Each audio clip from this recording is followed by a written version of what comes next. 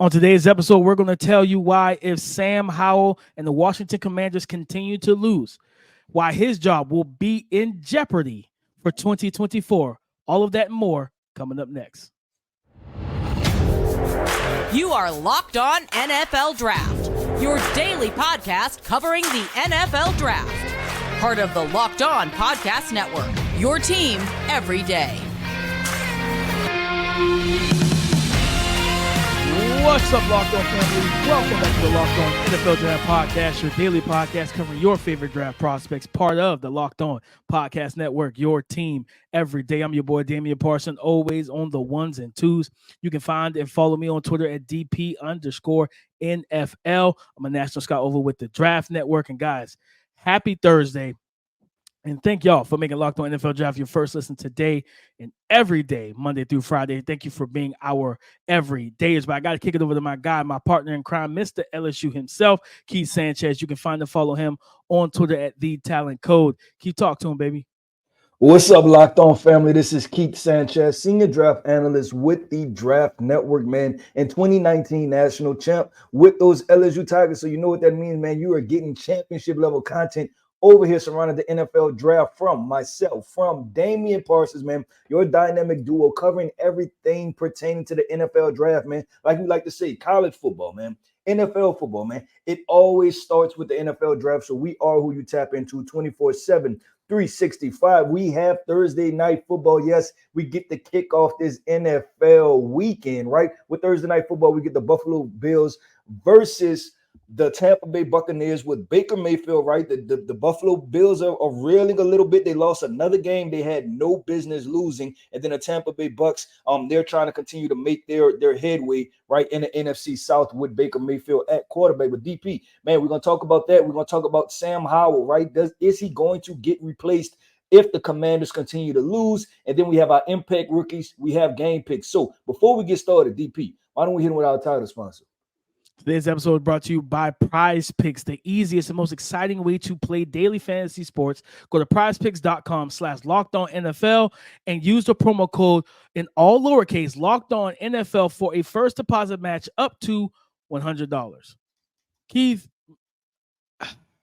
the Washington Commanders, right? Like the first couple weeks, I was vibing, man. Like Eric Bieniemy, Sam Howell, everything was looking really good for them.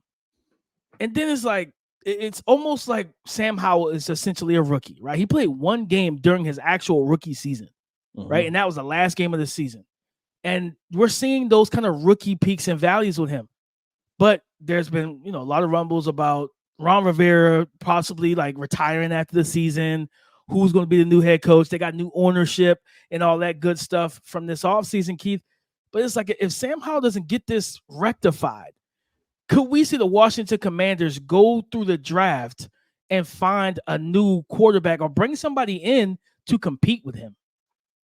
Yeah, I mean, the answer to that question, DP, is how high, because it's the Commanders could put themselves in a weird situation, right? Because right now they're picking 14, right, according to Tankathon's draft order, right? So pick 14. So you're out of the way for Caleb Williams, you're out of the way for Drake May, right? And then you even look at a JJ McCarthy / Michael Penix. You're putting a maybe right there, right? Because we believe that 3 to 4 quarterbacks are going the top 10 or 12 picks. So you will have to do a lot more losing to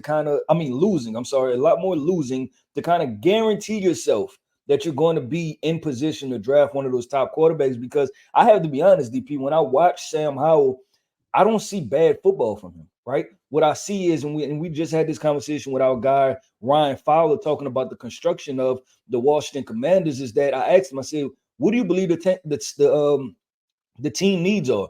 And he said, Keith, unfortunately, it's the same team needs as last year, right? He said, we need cornerback help. We need offensive line help through the draft. And they drafted cornerback help. And talking about Emmanuel Forbes real quick, DP, that can be a really good pick. He just has to become more disciplined. A lot of the big Mhm. yardage he's given up is because he's trying to undercut routes, right? And that's a mentality that he had from college. He has to understand that this is the NFL. But when you look at this offensive line, right, what rookie quarterback is going to play great behind this offensive line? So I think that's the thing. And I think the fact that you've seen splashes of really high level football play, it gives you some hope and some optimism. And then I want to talk about Sam Howell, one other element, DP, because I believe he got drafted in the 5th round of the draft, right? But if he'd have came out Mhm. the year before, he'd have been, it was like he's a first round lock, right? Like that's what the thing was. He went from the 1st round to the 5th round, which was crazy.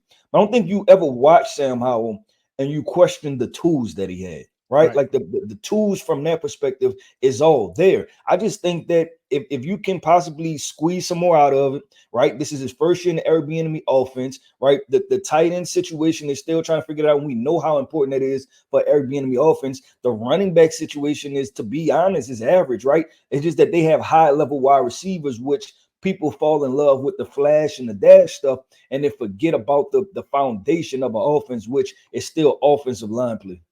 No, 100%, Keith. And I just, we're in a world today with football where other positions can get a longer leash to figure things out, but quarterback is like you have to instantly be good, right? And then it doesn't help that you have a Brock Purdy who's played well, right? He was 10-0 in his first 10 starts and all that good stuff, albeit everything I've said about it was true. He's played on a loaded team.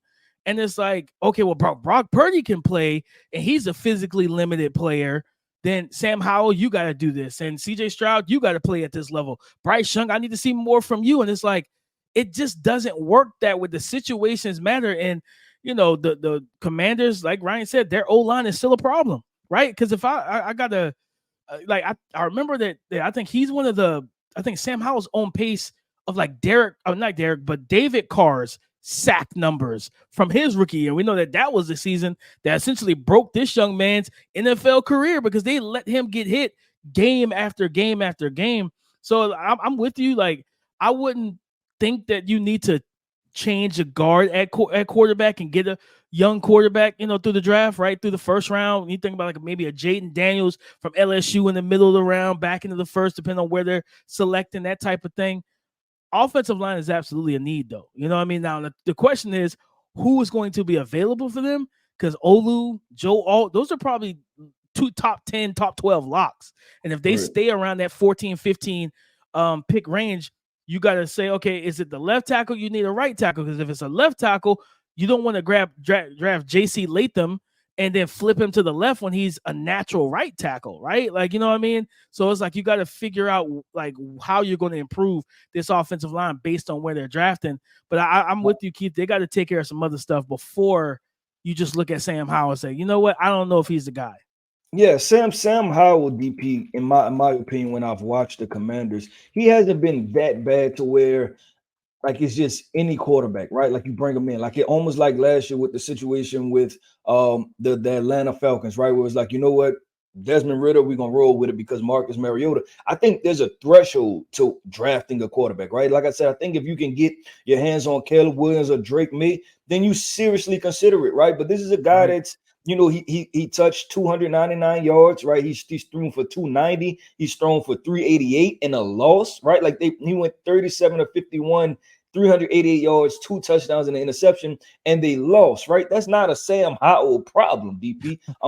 This past week he threw for almost 250 yards in a loss, right? He didn't have any touchdowns, he had an interception. So his numbers aren't horrible, right? But they aren't great either. So that's why I say I put a threshold, right? I would probably, if you ask me, I'm the general manager. I'm sitting there. I'm like, hey, Caleb Williams gone. I'm not worried about it. Drake May gone. I'm not worried about it. JJ McCarthy, I'm kind of in between a little bit, right? Because I'm like we're seeing, but my threshold is definitely probably at the Caleb Williams Drake May conversation. But DP, let's keep this thing going, man. We have some Thursday night football to preview, man, for our everydayers, man. We have impact rookies that we're talking about with this matchup. Which rookies? Because there's some intriguing names on both sides of this matchup that are going to have to make some plays, man, for one either or team to win. Like we said, the Tampa Bay Bucks, they're trying to make headway with NFC South, and the Buffalo Bills are trying to shake back, right? They're trying to shake back and not lose another game that they're not supposed to lose. So let's get into these impact rookies, second-year players when we coming up next. would you want to watch and root for your favorite team on an empty stomach? Don't do that. Order on DoorDash and save on football watch party favorites. Pizza, wings, sodas, burgers. Now, if you have all that and you don't have your buns, you can order all of that on DoorDash and get it all delivered right to your front door without missing a moment or second of the game. I know that feeling. Oh, you know what? It's about to be halftime. I'm going to go ahead and leave and run and go get a couple things just so I don't miss the second half. But while you were gone, you missed a big, explosive, exciting play. And now you're upset at yourself because you left your home. Guys, all you have to do, man, is just kick back at kickoff with unbeatable deals on everything you need for your watch party or your tailgate. So get 50% off up to a $10 value when you spend $15 or more on your first order when you download the DoorDash app and enter the promo code LOCKEDON23. That is $15 or more. If you spend $15 or more, you get 50% off with the promo code on the DoorDash app, LOCKEDON23. Keith, when you think about impact rookies, especially for the Tampa Bay Buccaneers, he started off the first couple games. I believe he was hurt from the preseason, and it's Calijah Kancey, the rookie, undersized defensive lineman, defensive tackle at 6'1", 281, and he was their first round pick, right? They picked him top 20, right? Even though they knew that they had a need at quarterback, they still went defensive line. And for me, it's like, well, you know, he's played the last two games. He played week 6, and week 7. And he's looked okay, right? Like he's getting back into form and everything, and he's hovering around like 40 to 50 snaps in both of those games. He'll be an impact, man, because what do we know? What do we know about the Buffalo Bills? They go as far as Josh Allen goes. It just is what it is. So how do you stop and slow down this team? You're going to need your rookie on those third down situations to come sub in, get beside Vita Vea, right, and try to get into the backfield and make Josh Allen as uncomfortable as possible. Yeah, so let's stay with the Tampa Bay Bucks, DP, and I'm gonna just switch to the offensive side of the football because a lot of intriguing names there. First, we'll start with the running backs, right? We talk about Rachaad White, the second-year player out of Arizona State.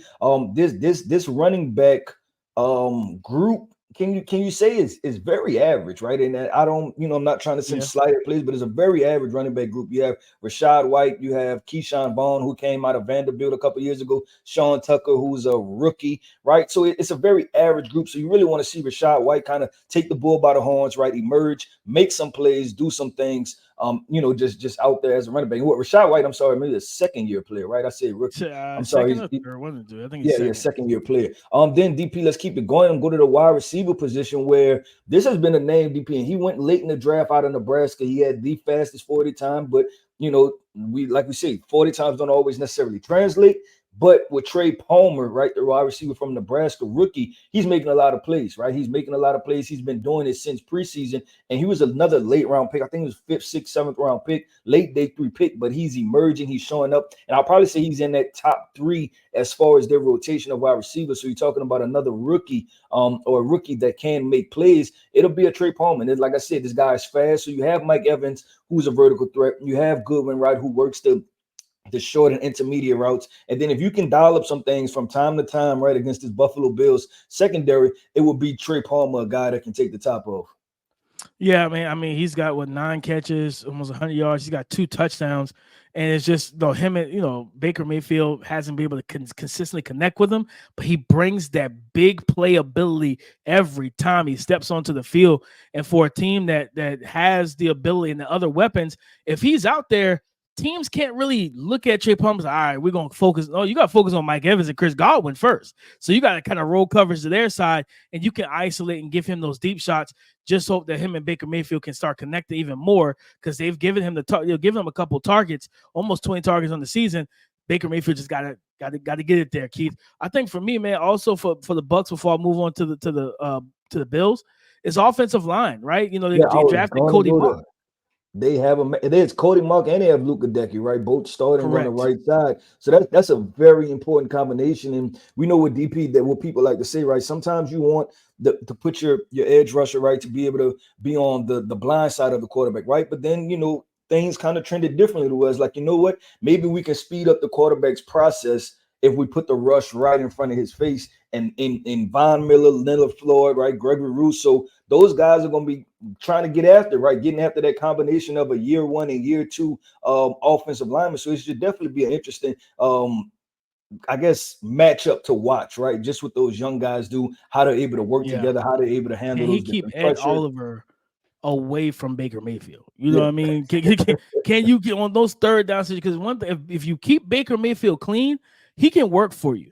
But it's when the pocket starts to get muddy and you start to make him move his feet, shift his footwork in the pocket, and make him bail, like that's when things start to go awry. His accuracy, his ball placement, and his decision making all start to take a dip. But Keith, we know that what the Tampa Bay Buccaneers O-line has to do. O'Cyrus Torrence, who was a guy that rose up this past draft cycle, especially once we got to Mobile, spent some time with him. I remember talking about how he reworked his body, trimmed off some weight, and you saw that late in the draft process where on the field drills, at the Senior Bowl, he just looked like a different player than he had on tape. And he's playing pretty good football for the most part for the Buffalo Bills. And this was a guy that I was excited for them adding because as we talked about on, what was it? Was it yesterday's episode? It was like, no, not yesterday's, but 2 days ago. It was when we talked about the Bills and them getting tougher. That was a step in the right direction, getting a big physical SEC offensive lineman. And for him, you think about you think about dealing with Calijah Kancey, think about seeing Vita Vea, right? He's gonna have his hands full whenever it's time to go up against those type of guys. But I'm looking forward to seeing how he's able to play. Because again, if you can keep those guys out of the face of Josh Allen can sit in the pocket and start to slice and dice and hopefully get the ball to more people than Stephon Diggs. Yeah, I'm gonna finish it up with the Buffalo Bills. I'm gonna finish up the Buffalo Bills defense, and I'm gonna highlight a second-year player, DP, and that is Baylor linebacker. He comes from Baylor linebacker.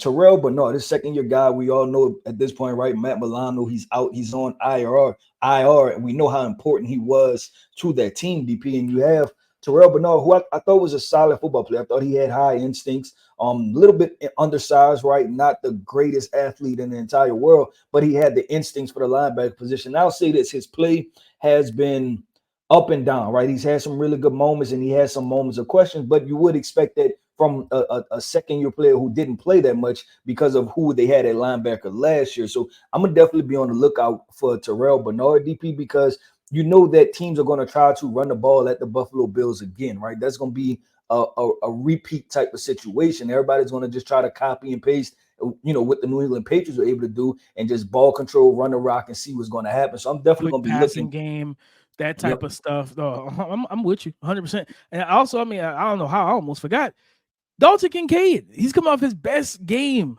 You know what I'm saying? Now, granted, you lost the game, but it was his best game of his rookie career. Can you do it? Can you keep that going? Because, Keith, what did we say when they drafted Dalton Kincaid? All right, if you're going to put this type of premium draft pick investment, he needs to be your number 2 option, right? Because Gabe Davis can give you spurts. He can give you flashes. He can give you spots, but he never gives you consistent play from game to game in terms of production. Khalil Shakir, we don't know where he is in this offense, right? My God.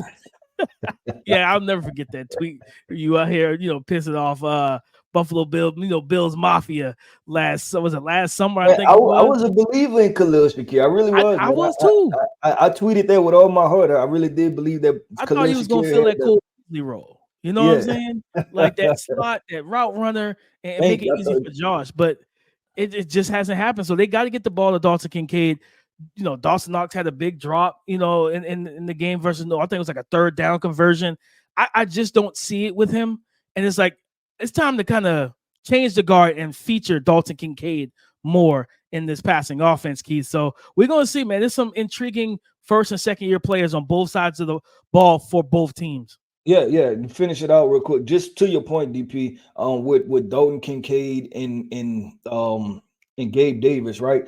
That can't be. It's not going to be a 1A and 1B situation, right? Stephon Diggs is 1A, 1B, 1C, and 1D for the Buffalo Bills. But what they need to do at this point, Gabe Davis and Dalton Kincaid, They need to make that a 2A and 2B, right? Dalton Kincaid needs to elevate to where it's a split between Gabe Davis and Dalton Kincaid as far as who's the second option on that team. And but Josh DP, got to trust him. He got to trust his weapons, man. He has to trust his weapons, man. But let's keep this thing going. Let's keep it flowing, man. Coming up next, we talked about the game. Now we're about to pick the game, man. We're going to break down everything as we're going to look at it from a holistic perspective, and we're going to make some game picks. Who's going to win Thursday night football? We have the Tampa Bay Bucks versus the Buffalo Bills.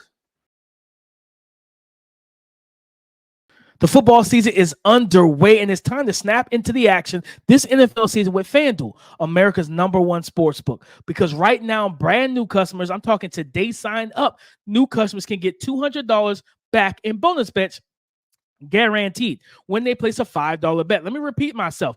Brand new customers, starting today, you can get $200 in bonus bets guaranteed when you place a $5 bet. That's $200 in bonus bets, win or lose. So if you've been thinking about joining FanDuel, first of all, stop thinking and go do it. Secondly, there's no better time or place to get in on the action. The app is super easy to use. There's a wide range of betting options, including spreads, player props, over-unders, and so much more. All you have to do, guys, I'm telling you, this isn't something you want to miss, okay? This isn't something that you want to miss. So all you got to do is go and visit FanDuel.com/lockedon and kick off the NFL season, because FanDuel is the official partner of the NFL. I know I'm not the only one that's been, that's trying to get over like a sinus infection, but work duty calls and you're on the road and you're traveling. You can't get to a doctor or urgent care. You don't want anything over the counter because it's just not strong enough. That's why I wish we knew about Jase Medical and the Jase case. The Jase case is a personalized emergency medication kit that contains 5 essential antibiotics that treat the most common and deadly bacterial infections, guys. And right now, all this uncertainty in the world, is best and important to be prepared. You think about fires, hurricanes, earthquakes, storms in the winter seasons. All these things can lead to supply chain shortages for medications or the inability to get the medications to you in a timely fashion through travel. All right. So what you want to do, all you got to do is go to jasemedical.com and enter the promo code locked on at checkout for a $20 discount on your order. That's promo code locked on at jasemedical.com. Again, for a $20 discount, use the promo code locked on at jasemedical.com.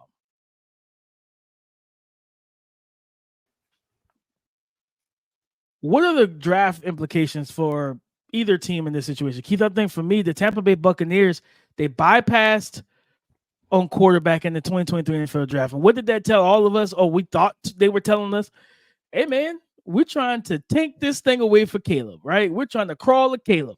Yeah, that's not happening. They've been very competitive. They've won games, and they're not in. I don't know if you still have Tankathon up. I don't know where they're drafting at right now, but they're not in range for one of those top quarterbacks currently, right? No, I'm looking right now. No, they're slated at pick 19. The Tampa Bay Bucks are pick 19. Yeah, no. And who would have not in position for any of that? Yeah, DP, and who would have thought they're at pick 19 and the Buffalo Bills are at pick 21. So we definitely did not have that predicted that this would be that close, of a matchup. And I'm gonna even say this, DP. We're gonna get into the game predictions, but talking about the matchup, the Tampa Bay Bucks have to look at this situation and smell blood in the water, right? They have to feel like, as an organization, the head coach, and I know they always use the moniker of, it's us versus everybody. But sometimes when you're in that building, like, we're not that good, right? But they have to look at it and be like, we're in a really good spot to really try to put a stranglehold on the NFC South, right? Or really just make headway, because at this point, the Saints, they have their own level of dysfunction. The Carolina Panthers are past dysfunctional, right? Then you just have to worry about what the Atlanta Falcons, you know what I'm saying? Like, and that's your other matchup that you have to worry about. So I think they come in this game, DP. I think they smell blood in the water, and I think they take it to the Buffalo Bills. They're going to play a physical brand of football. And like, I agree with you when you talk about from the team perspective, right? It's like, okay, we're actually playing for something versus we're just trying to tank. We're just trying to get out of here, right? Baker Mayfield, he's actually playing for something. No, 100%. Like you said, I mean, if they didn't lose to the Falcons, they would be in first place in the NFC North, right? In the NFC South right now. So they are still playing for something. I think Baker Mayfield, like I said, he's playing for something, and it's going to be just interesting how this game goes, right? Because can they bring that level of physicality that we've seen teams bring to the Buffalo Bills to neutralize everything that they have kind of made themselves to be? So it's going to be interesting to see, can this offensive line, who, when I look at the numbers and stuff, Keith, the Buffalo Bills offensive line have allowed 70 pressures, 57 hurries, 9 QB hits. But because Josh Allen is who Josh Allen is, he's only been sacked 4 times. You know what I mean? So to get pressured 70 times in the first 7 games, that's on like an average of 10 a game almost, right? Like that's about a 10 per game pressure rate. And for him to only be sacked 4 times, it shows like what he's able to do in terms of extending and creating himself. But man, like can this defense for the Tampa Bay Buccaneers, you talking about Vita Vea's their top sack artist right now. He's got 4. He leads them with 4. But you got Joe Tryon-Shoyinka, Antoine Winfield. Like they need Shaquille Barrett to show up, right? They got Yaya Diaby, him and Calijah Kancey.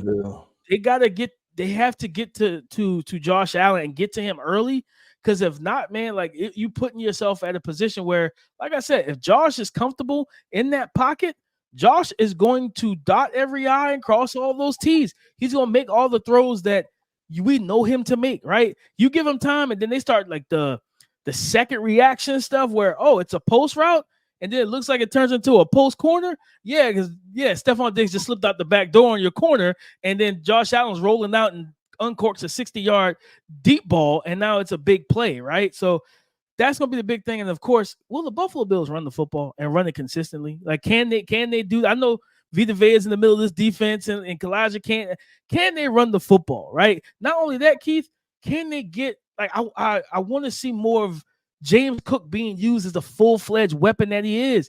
Texas routes, the angle route, flat routes, motion him out. Coverage indicators. Okay, is it man? Is it zone? Did Devin White go out there? Who did David, the other linebacker, did he go out there? Who's covering them? And if you see man to man, okay, find a mismatch and exploit it. So we'll see how this thing goes. But Keith, this is a chance both teams have an opportunity to either improve their draft stock, right?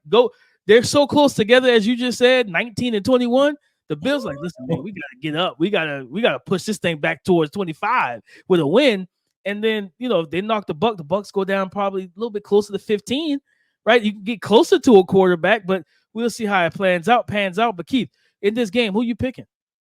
DP, I think this is going to be a really close game, and I'm going to be honest with you. The only reason that I am picking one team versus the other is the home field advantage. I believe it's at Buffalo, so I'm going to go with the Buffalo Bills. I think Bills Mafia shows up, and I think they are the difference, and it's very rare that crowd noise, that you say, oh, like the crowd makes a play, but I think the crowd noise, right, I think them motivating the players, I think they realize that this is a inflection point for the Buffalo Bills team, right? You say you can't go to 4-4, I believe, or 4. Yeah, if you lose this game, you go to 4-4 on the season, and who would have thunk, 8 games in that the Buffalo Bills would have been 500, having lost to the Tampa Bay Bucks with Baker Mayfield, right?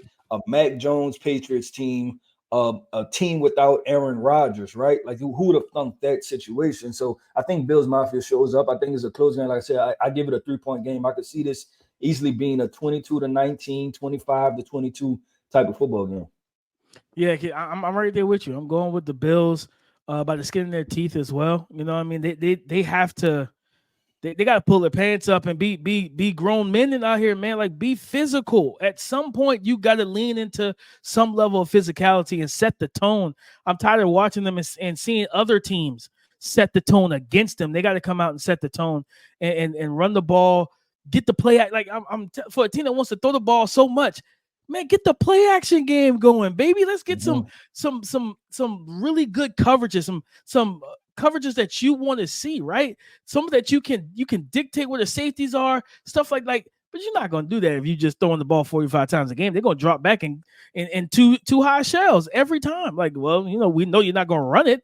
You know what I mean? And if you are going to run it, it's going to be Josh Allen, and we're not as afraid of that as having the actual running back total for 18 for 120 and 2 touchdowns. So, man, I'm picking the Bills in a close game as well. But again, I'm gonna say this: I would not be surprised if the Tampa Bay Buccaneers wins this game, Keith, because I think that the Bills, this is a confidence boosting game for them. Because if you go to 4-4, we got to have some real questions. Yeah, no, I agree. I agree with DP. Answering real questions, right? That's what we do over here at Locked On NFL Draft, man. We answer all the real questions when it comes to college football, NFL football. Like we always say, man, it starts with the NFL draft. So we answer all the questions because we are the draft podcast who you should tap into every single day, 24/7, 365, man. Shout out to our everydayers for tapping in with us every single day, 24/7, 365, man. And like we say, we're promoting what we do our Saturday live show, Saturday mornings, man, 9:30 Central, 10:30 Eastern time. When y'all come talk with us, man, we cover the entire college football, but we still have a Friday show tomorrow. I just wanted to plug the Saturday show to make sure y'all come kick it with us on Saturday, man. But we like to say, man, thank you. You can find me on Twitter at DTalentCode. You can find DP Damian Parson at DP_NFL, man. Y'all talk to us because we like to talk back.